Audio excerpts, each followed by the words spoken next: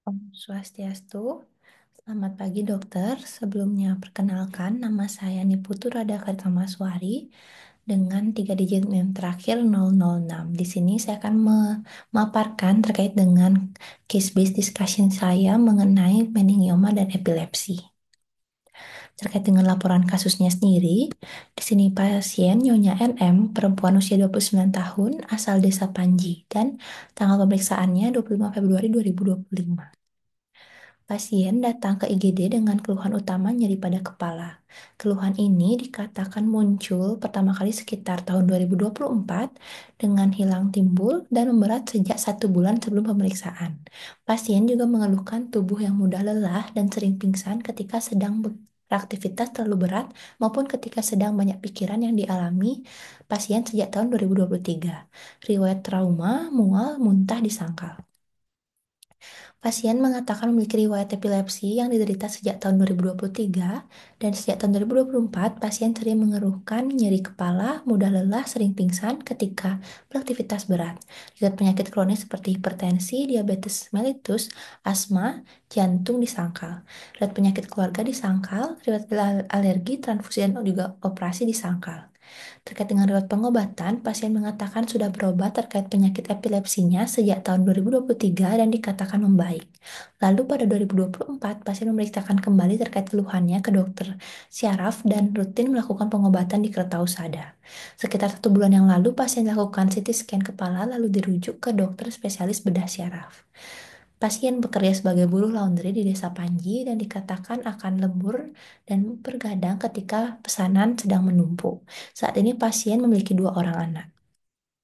Terkait dengan status pasiennya, keadaan umum tampak sakit sedang dengan tekanan darah normal 110/70 mm air raksa, denyut nadi 78 kali per menit, frekuensi nafas 18 kali per menit dengan teratur, suhu aksial 36,4 derajat Celcius, saturasi oksigen 97% on room air dengan skala nyeri 3/10. Terkait dengan status generalisatanya sendiri, di sini GCS-nya kompos mentis 4V5M6 dengan face score 3/10.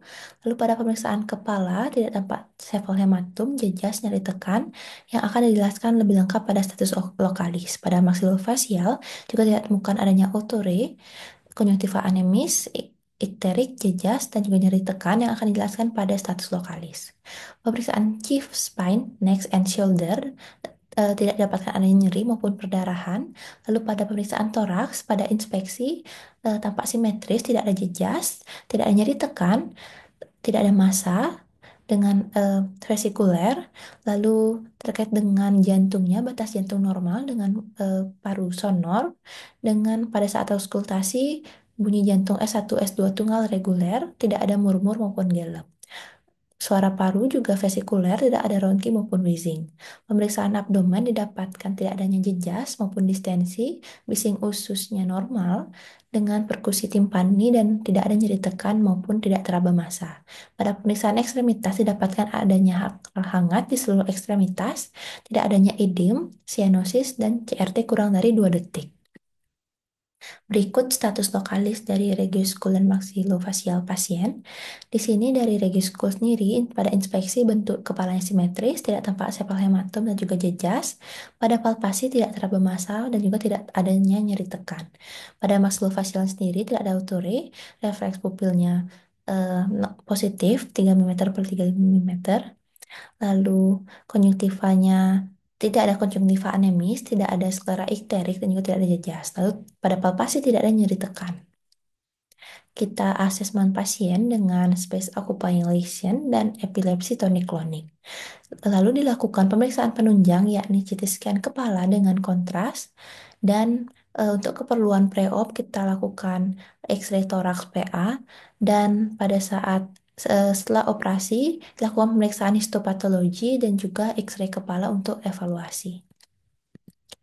Berikut dari hasil CT scan kepala yang dilakukan pemeriksaan pada tanggal 30 Januari 2025. Di sini tampak adanya massa solid ekstraaksial di regio parietal kiri dengan ukuran kurang lebih 1,99 kali 1,59 kali 2,57 cm.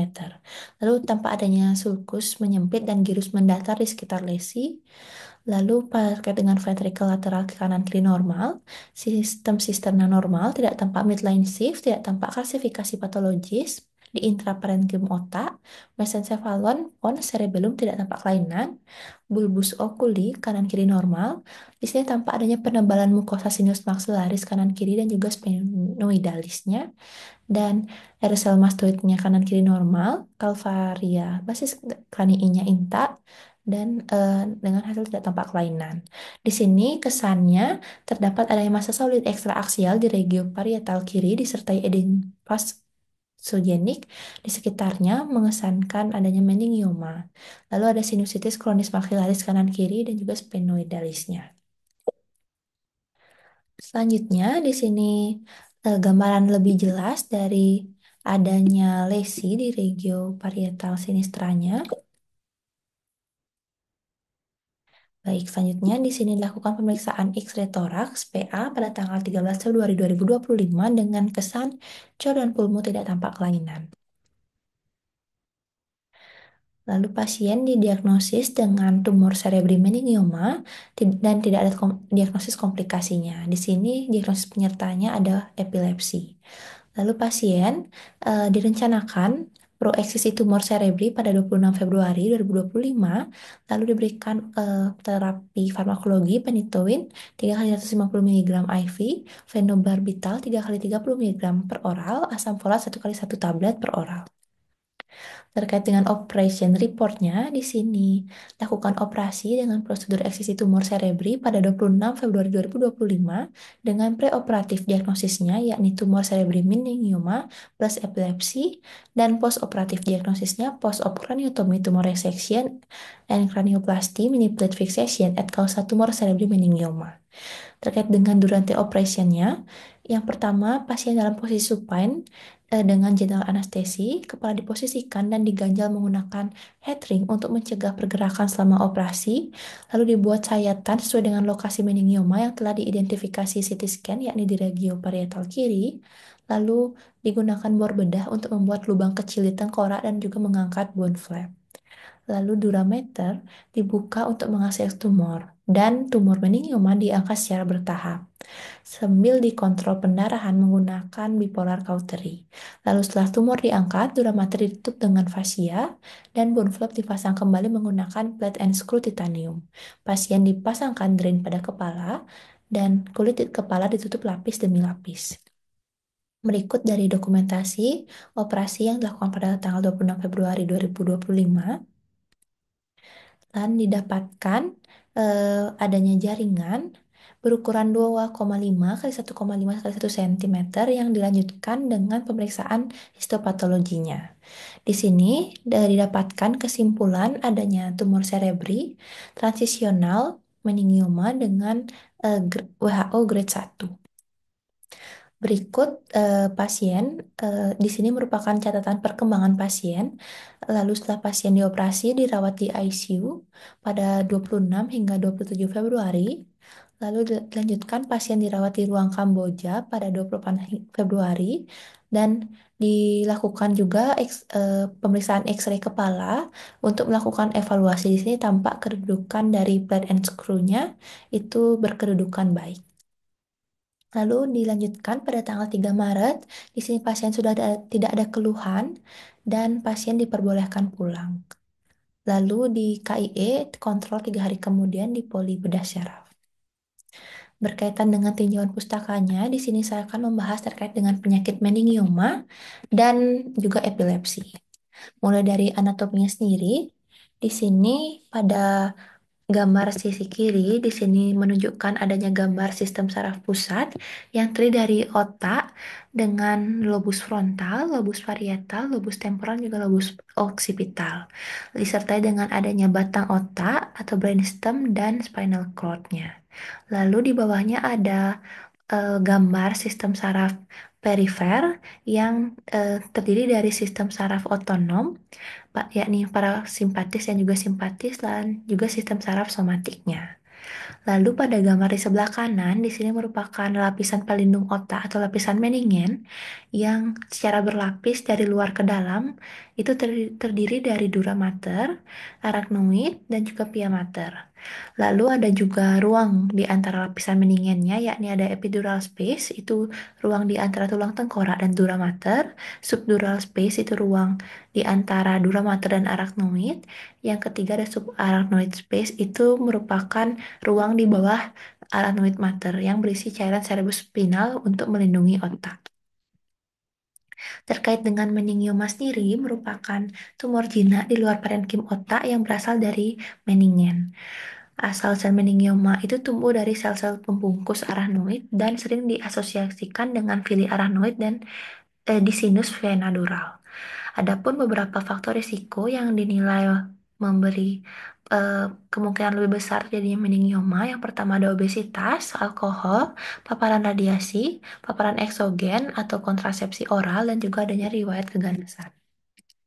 Terkait dengan epidemiologi sendiri, secara global pada tahun 2015 itu menyerang 10 dari 100.000 pasien, dan di Amerika Serikat sendiri itu sebesar 97 dari 100.000 penduduk. Lalu terkait dengan usianya, di sini meningioma cenderung menyerang lebih banyak itu orang dewasa dibandingkan anak-anak dengan prevalensi jenis kelamin perempuan lebih banyak dibanding dengan laki-laki dengan persentase 2,3 dibanding 1. Terkait dengan patofisiologi sendiri, di sini meningioma umumnya berasal dari sel-sel arachnoid yang sebagian besar bersifat sporadis, jinak, dan tumbuhnya itu lambat. Pada meningioma jinak itu merupakan satu delesi kromosom vokal, dan pada meningioma ganas itu hasil dari mutasi beberapa kromosom. Biasanya itu adanya mutasi pada kromosom 22 pada meningioma sporadis, dan ada mutasi dari kromosom 1P, 6Q, 14Q, dan juga 18Q. Ini merupakan grading meningioma berdasarkan WHO. Jadi yang pertama itu WHO grade 1 atau meningioma yang jinak dengan beberapa subtipe histologisnya, ya. Ada meningotelial, fibrous, transisional, psalmomatous, angiomatous, mikrosistik, sekretori, limfoplasmasid rich, dan metaplastik. Dengan kriteria diagnosisnya itu adanya jumlah mitosis kurang dari 4/10 HPF atau high power field-nya. Artinya, ketika jaringan tumor ini diperiksa di bawah mikroskop dengan pembesaran yang tinggi, akan ditemukan kurang dari 4 sel yang aktif membelah dalam setiap 10 lapang pandang. Biasanya pada grade 1 ini bersifat jinak, tumbuhnya lambat, dan prognosisnya relatif baik. Lalu yang kedua ada berdasarkan WHO grade 2 atau disebut dengan atypical meningioma, dengan subtipe histologisnya ada atypical, clear cell, dan juga choroid. Dengan kriteria diagnosisnya itu jumlah mitosis 4 sampai 19 mitosis per 10 HPF, atau setidaknya terdapat 3 dari 5 karakteristik histologis berikut. Yang pertama adanya invasi ke otak atau hiperselularitas atau peningkatan densitas sel. Yang ketiga ada rasio inti sitoplasma yang tinggi. Yang keempat ada prominent nukleoli itu atau nukleolus yang sel tampak menonjol, dan yang kelima adanya nekrosis. Jadi pada meningioma grade 2 sendiri itu lebih agresif daripada grade 1 dengan resiko kekambuhan yang tinggi dan pertumbuhan yang lebih cepat. Lalu di sini ada WHO grade 3 atau anaplastik meningioma dengan subtipe histologisnya ada anaplastik, rhabdoid, dan papillary. Dengan kriteria diagnosisnya itu jumlah mitosis lebih dari sama dengan 20/10 HPF atau adanya morfologi yang sangat ganas seperti ada menyerupai karsinoma, sarkoma, atau melanomatosis. Pada meningioma grade 3 ini merupakan varian yang paling agresif dengan potensi invasi lokal yang tinggi dan adanya kemungkinan metastasis. Ini prognosisnya ini paling buruk di antara ketiganya. Lalu terkait dengan lokasi meningioma sendiri bisa terjadi di beberapa bagian otak dengan area terseringnya itu di area parasagital dengan prevalensi 27,5%, diikuti dengan di area konveksitas, lalu di area central skull base, lalu ada posterior fossa, spinal, dan juga anterior skull base. Lalu 12,7% sisanya berada di area lain seperti di sphenoid ridge, olfactory, groove, dan suprasellar. Biasanya Gejala dari meningioma ini tidak spesifik dan akan mengikuti gejala dari letak meningioma tersebut. Adapun gejala yang paling sering ada sakit kepala, defisit saraf kranial vokal, kejang, perubahan kognitif, kelemahan motorik, adanya vertigo, ataksia, nyeri, proptosis, sinkop, dan juga bisa juga asimptomatis. Pada meningioma itu jarang terjadi adanya perdarahan spontan. Berikut merupakan gejala-gejala pasien sesuai dengan lokasinya. Yang pertama, pada area konveksitas akan menimbulkan gejala neurologis vokal dan kejang. Pada meningioma di tuberkulum sela akan menyebabkan adanya penurunan penglihatan unilateral dan defek skotomatosa mata.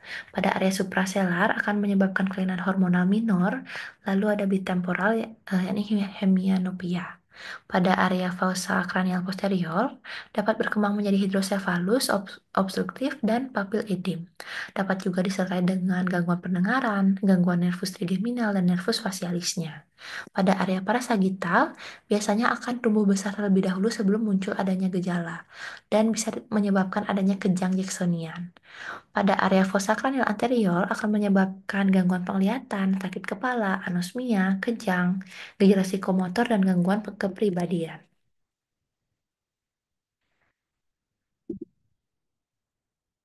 Lalu, di sini ada pada area olfactory groove akan menyebabkan anosmia dan juga Foster Kennedy syndrome. Bisa juga adanya gangguan psikiatrik dan juga intelligence. Yang selanjutnya di sphenoidal ridge akan terjadi kompresi nervus opticus dan Foster Kennedy syndrome apabila tumornya berukuran besar. Pada dasar tengkorak akan terjadi defisit neurologis dan pada area ventrikular akan terjadi peningkatan ICP dengan gangguan neurologis lokal.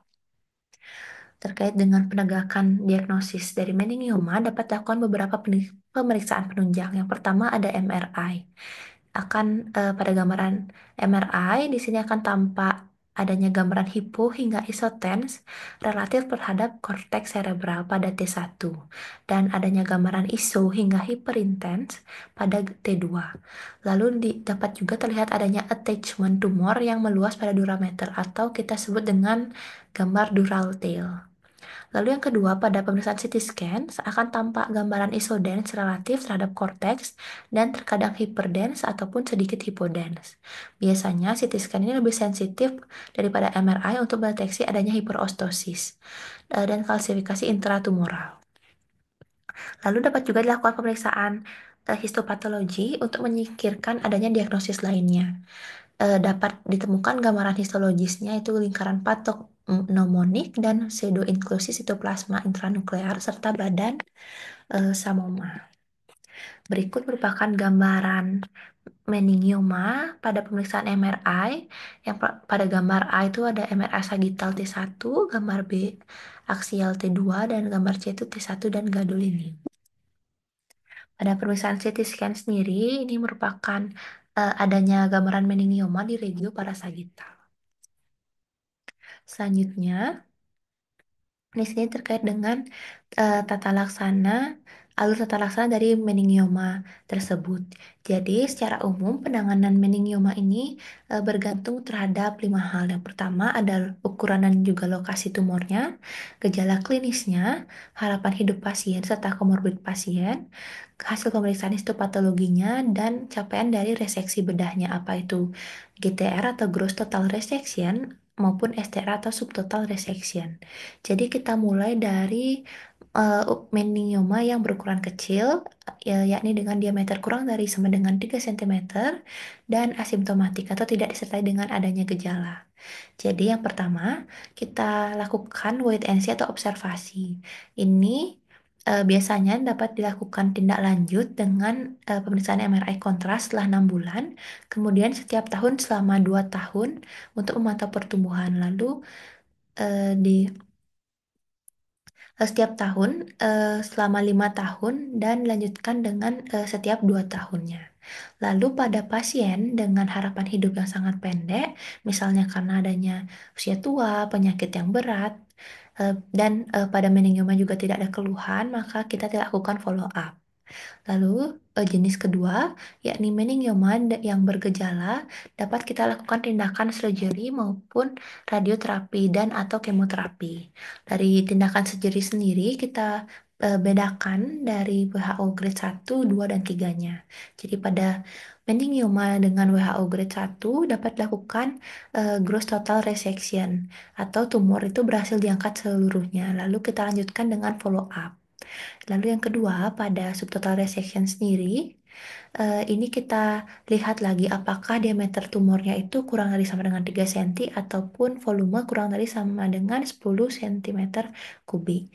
Jika iya, maka kita lakukan eh, terapi SRS atau SRS atau stereotactic radiosurgery. Dan juga apabila diameter dan volumenya lebih dari yang disebutkan tadi, kita lakukan terapi FRT atau Fractionated Stereotic Radiotherapy. Selanjutnya pada meningioma WHO grade 2, apabila sudah didapatkan hasil gross total resection, dapat dilakukan follow up, dan pada STR atau subtotal resection, kita lakukan terapi FRT atau Fractionated Stereotic Radiotherapy sendiri. Lalu pada WHO grade 3, baik yang GTR maupun STR, maka dilakukan FRT dan juga kemoterapi. Lalu untuk selanjutnya pada pilihan kedua, selain tindakan operasi dapat dilakukan tindakan radioterapi dan atau kemoterapi. Lalu tadi kita sebutkan adanya volume tumor itu kurang dari sama dengan 10 cm kubik. Untuk menentukan volumenya sendiri kita dapat lakukan hitung dengan rumus Pi per 6 kali A kali B kali C, dengan A merupakan panjang tumor, B merupakan lebar tumor, dan C merupakan tebal tumor. Baik, di sini untuk penjelasan terkait dengan tabel diagramnya tadi. Lalu dengan pendekatan reseksi bedah ini merupakan pilihan utama pada kasus meningioma yang simptomatik ataupun meningioma yang gagal observasi maupun ukuran tumornya besar. Dengan sasaran bedahnya adalah GTR atau Simpson 1 Ghost Total Resection. Jadi, faktor yang mempengaruhi pembedahannya sendiri ada pun lokasi tumornya, keterlibatan vena dan jaringan neurovaskular, dan juga penyakit komorbid dari pasiennya sendiri. Selanjutnya, ini merupakan grading dari Simpson-nya atau itu klasifikasi yang digunakan untuk menilai luasnya reseksi pada operasi meningioma. Ini akan membantu prediksi resiko kekambuhan meningioma berdasarkan seberapa lengkap jaringan tumor dan dural attachment yang telah diangkat atau ditangani. Jadi semakin rendah grade-nya, maka semakin lengkap reseksinya, sehingga semakin rendah resiko kekambuhannya. Jadi yang pertama kita bagi menjadi dua, yang GTR maupun STR. Pada GTR grade 1, ini adanya pengangkatan total tumornya, termasuk pengangkatan dural attachment-nya. Lalu ada pengangkatan tulang yang terinfiltrasi dan juga adanya ekstensi ekstradural. Ini merupakan operasi yang paling lengkap dengan resiko kekambuhan yang paling rendah. Lalu pada grade 2, ini adanya tumornya diangkat secara GTR, tetapi dural attachment-nya itu tidak diangkat sepenuhnya. Jadi, eh, kekambuhannya itu sedikit lebih tinggi dibanding dengan grade 1. Lalu pada GTR grade 3, ini tumornya sudah diangkat sepenuhnya, tetapi dural attachment-nya itu tidak diangkat maupun tidak dikoagulasi secara adekuat dan akan meninggalkan sel-sel tumor yang kemungkinan berpotensi untuk kambuh. Lalu pada subtotal resection ini langsung ke grade 4, itu artinya hanya sebagian tumor yang terangkat dan dilakukan apabila lokasi tumornya itu sulit eh, ataupun ada pertimbangan klinis lainnya. Lalu grade 5 itu tidak ada tumor yang diangkat, tidak ada pengangkatan yang bermakna, dan biasanya biopsi saja. Itu dilakukan jika operasi reseksi lengkapnya itu beresiko tinggi atau diperlukan konfirmasi diagnosis histopatologis sebelum dilakukan terapi lainnya. Jadi, semakin rendah Simpson grade itu semakin lengkap reseksi dan semakin rendah dari resiko kekambuhannya sendiri. Untuk tata laksananya sendiri, di sini dibagi menjadi dua, yakni terapi radiasi dan juga terapi sistemik. Pada terapi radiasi, ini merupakan lini pertama pada meningioma yang tidak dapat direseksi, dan juga dilakukan pada meningioma WHO grade 2 dan 3 dengan tingkat kekambuhan yang tinggi. Lalu, pada kasus meningioma dengan reseksi subtotal, dapat lakukan radiosurgery stereotaktik dan atau evertetofraksionasi radioterapi. Pada SRS sendiri, itu dilakukan pada kasus meningioma yang berukuran kecil. Pada terapi sistemik, itu dilakukan pada kasus meningioma yang recurrent maupun tidak merespon ada terhadap operasi maupun terapi radiasi sendiri. Dan di contoh penggunaannya ada alpha IFN, agonis reseptor somatostatin, dan inhibitor faktor pertumbuhan endotel vaskular. Terkait dengan komplikasinya sendiri, ini pada meningioma jarang terjadi metastasis dengan prevalensi 0,1% saja. Namun ada komplikasi dari operasinya, yakni akan menimbulkan kejang pasca operasi, masalah kognitif atau emosional, termasuk gejala depresi dan juga kecemasan sendiri. Lalu prognosis meningioma itu dibagi menjadi dua, yakni tingkat kelangsungan hidup dalam 10 tahun untuk grading WHO 1, 2, dan 3 masing-masing 83,7%, 53% dan juga 0%. Tingkat kekambuhan dalam 5 tahun untuk grading WHO 1, 2, dan 3 setelah reseksi total itu angkanya lebih kecil, sekitar 7-23%, 50-55%, dan 72 hingga 78%. Lalu, terkait dengan kasus epilepsi sendiri, di sini eh, terkait dengan definisinya terlebih dahulu. Epilepsi itu merupakan kondisi seseorang yang mengalami kejang secara recurrent atau berulang yang disebabkan proses kerusakan kronis pada sistem saraf pusat. Terkait dengan epidemiologinya, ini merupakan penyakit tidak menular kronis pada otak yang mempengaruhi seluruh usia. Sekitar 50 juta orang mengalami epilepsi dengan 80% berada pada negara dengan berpenghasilan yang rendah dan menengah. Terkait dengan etiologinya dibagi menjadi dua, yakni idiopatik dan juga sekunder. Pada idiopatik itu tidak didasari dengan kelainan pada struktur otaknya, tidak ada kelainan metabolik dan juga tidak ada infeksi. Lalu pada penyebab sekundernya itu merupakan proses kronis dari penyakit lainnya seperti adanya stroke, kelainan neurodegeneratif, penyakit infeksi dan inflamatorik, tumor otak, traumatic brain injuries, dan anomali kongenital.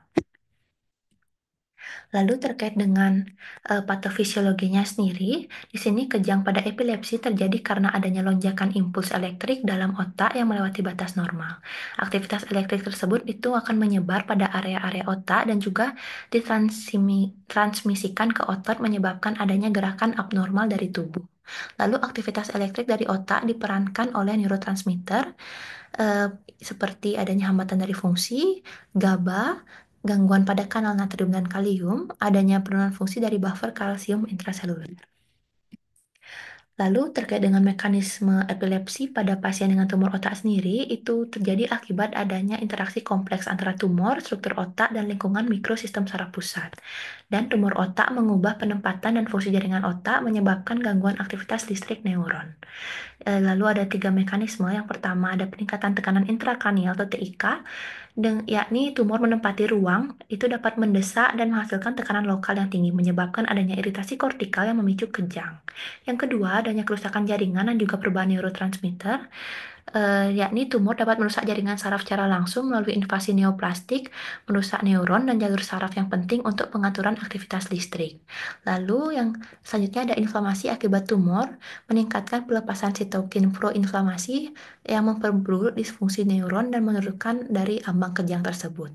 Lalu yang ketiga, terjadi perubahan pada homeostasis ionik, yakni adanya pengurangan ambang kejang melalui fluktuasi dalam konsentrasi elektrolit seperti natrium dan kalsium, baik akibat tekanan dari tumor itu sendiri maupun efek dari sistemiknya.